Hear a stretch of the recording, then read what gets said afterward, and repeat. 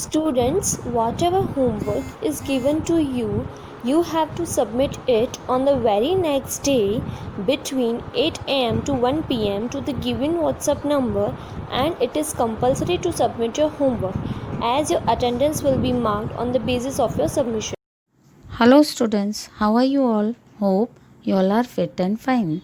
In the last video, we all have learnt about the new words of lesson 6, Icarus and Daedalus, and also seen the animation of the same lesson. Today, we will discuss the meaning of the same lesson. So, let's start. Daedalus was a talented craftsman. Daedalus एक talented शिल्पकार था. Once he built for King Minos of Crete a wonderful labyrinth of winding ways so cunningly tangled up and twisted around that once inside you could never find your way out again without a magic clue. एक बार Daedalus ने king Minos जो crate का राजा था उसके लिए महल के तहखानों में एक गुप्त घुमावदार तरीके की बुलबुलैया बनवाई, और यह बुलबुलैया इतनी उलझनों वाली बनवाई कि एक बार उसके अंदर जो जाए वो कभी भी वापस न आ पाए बगैर किसी मैजिक क्लू के. But the king was very annoyed with Daedalus for some reason.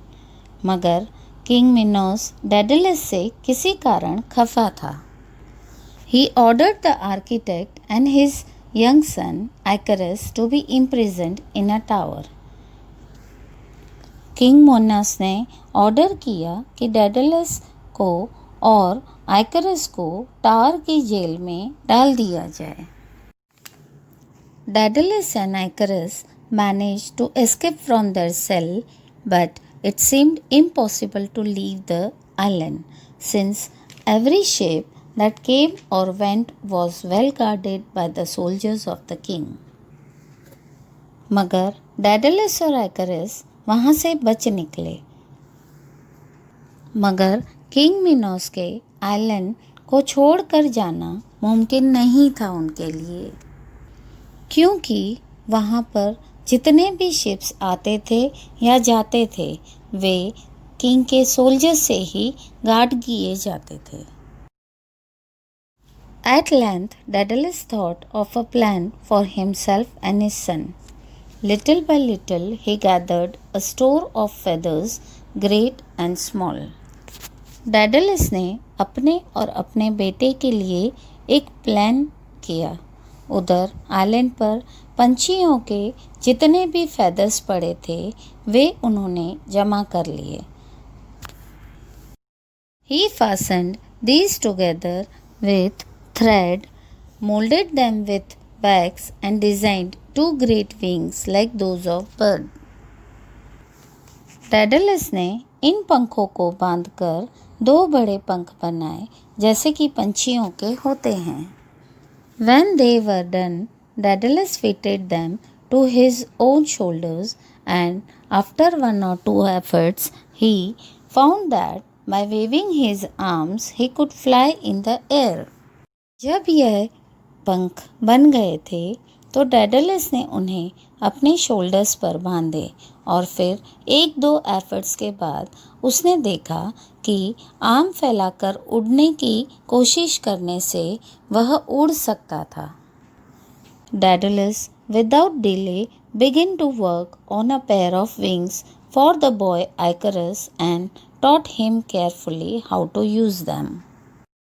देर न करते हुए डेडलस ने तुरंत ही दूसरे पंखों के लिए तैयारी शुरू कर दी, जो कि उसके बेटे आइकरस के लिए ज़रूरी थी.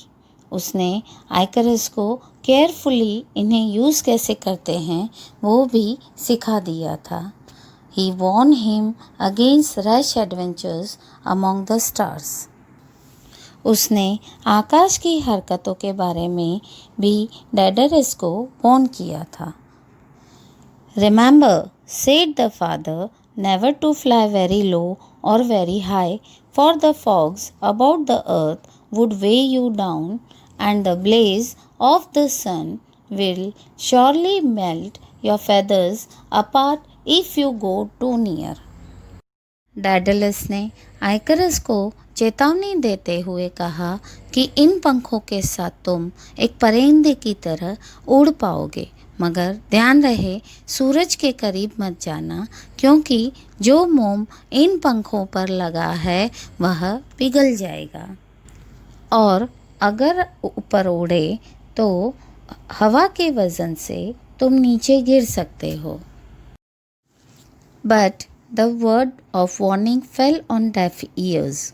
Who could remember to be careful when he was to fly for the first time? Are birds careful? Not they, and not an idea remained in Icarus' head, but the one joy of escape. परंतु चेतावनी के शब्द जैसे मानो आइकरस के कानों में पड़े ही नहीं। उसे तो बस उड़ने की ही खुशी थी। उसने सोचा कि क्या बर्ड सावधानी रखते हैं, और आइकरस ने अपने पिता की तरह ही उड़ने की कोशिश की। Finally, the day of escape came. The father bird put on his wings, and while the light urged them to be gone, he waited to see that all was well with Icarus, for the two could not fly hand in hand. Up they rose, the boy after his father. The hateful ground of Crete sank beneath them. Finally, वह दिन आया और Daedalus और आइकरस वहाँ से भाग निकले। Daedalus ने अपने पंख फैलाकर उड़ने की कोशिश की और वह उड़ा। उसने यह भी देखा कि पीछे आइकरस ठीक है कि नहीं, क्योंकि दोनों एक साथ नहीं उड़ पा रहे थे। दोनों ही आसमान की तरफ उड़ रहे थे। क्रेट का वह ग्राउंड जो इन्हें अच्छा नहीं लगा था, अब उनके नीचे था। The father-son duo felt as free as a bird. The wide expanse of the horizon dazed them. But when a great wind filled their wings, like a child uplifted by his mother, they forgot everything in the world but joy. Icarus saw the winged thing in the distance. Before that was his father Daedalus. He had been imprisoned too long. He was so giddy with pleasure that he forgot his father's words of caution. He stretched out his arms to the sky and made towards the highest heavens. दोनों ही पिता पुत्र ऐसा महसूस कर रहे थे मानो वे पंछी की तरह आज़ाद हों। खुले आसमान ने उन्हें चकित कर दिया, लेकिन जैसे ही हवा उनके पंखों के अंदर गई, मानो एक बच्चे को माँ ने उठा लिया हो। वे दोनों को इतनी खुशी थी कि वे सब कुछ भूल गए।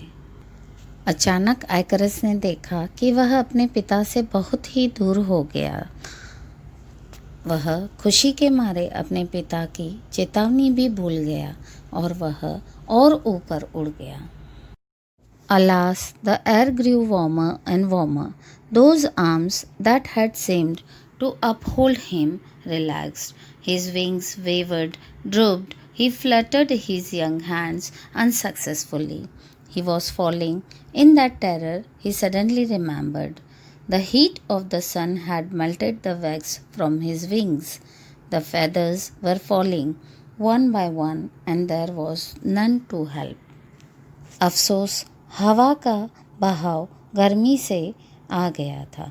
उसने यह महसूस किया कि उसके पंख एक एक करके निकल रहे हैं और मोम भी पिघल रही है। डर के मारे आइकरस ने उड़ने की कोशिश की, मगर जो पंख उसे ऊंचाइयों पर ले गए, उन्हीं पंखों ने उसे गिराना शुरू कर दिया था। लेकिन जब तक वह अपने आप को संभाले, तब तक देर हो चुकी थी। He fell like a leaf tossed down the wind, down, down, with a loud cry that was heard by Daedalus far away. When Daedalus returned and searched high and low for the poor boy, he saw nothing but the feathers floating on the water. He knew that Icarus had drowned. आइकरस अपनी जान के लिए चिल्लाते हुए जोर से पानी में गिर पड़ा। उसके बचे हुए पर पानी के ऊपर तैर रहे थे। डेडलस ने अपने बेटे को ढूंढने की कोशिश की, पर बहुत देर हो चुकी थी क्योंकि डेडलस डूब चुका था। Now students, you have to read this lesson thoroughly. We will meet in the next video in which we will discuss the exercises of the same chapter. Till then, take care. Bye bye.